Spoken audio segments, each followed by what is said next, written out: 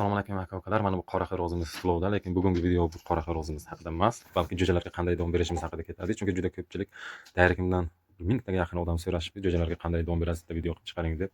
Aytsam yolg'on gapirgan bo'laman. Hech kim so'ragani yo'q, o'zim video qilib chiqaryapman. Xullas, bir kunlik jo'jaga maydalangan makkaga mana bu brollerning start donidan beraman. Bu startning hech qanaqangi zarari yo'q. Ham turgan bitgan vitamin bergan, hech qanday gormon, dorilar yo'q.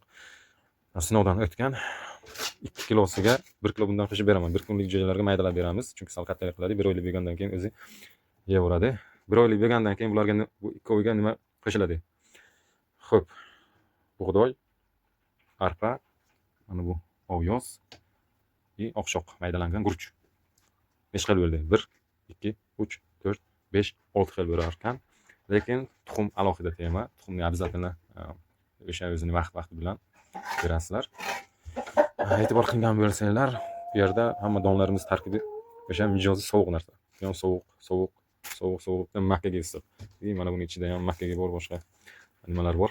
Issiq desak, bu 4 to'g'ri sovuq narsalar. Chunki issiq havoda sovuq narsa o'sha jo'jalarning yaxshi o'sishiga juda yordami katta. Chunki issiqda issiq yeyaversa, ishtahasini bo'g'adi, yaxshi yemaydi. Masqat, arzon deganlari bor. Uni keyinchalik oktyabr, noyabrdan boshlab beramiz, xudo xohlasa. Mana shuncha narsaga yana o'sha masqat bilan arzon qo'shiladi. E'tiboringlar uchun rahmat. Videoga like bosib, do'stlarga jo'natib qo'yamiz. Podpiskani bosish esdan chiqmasin.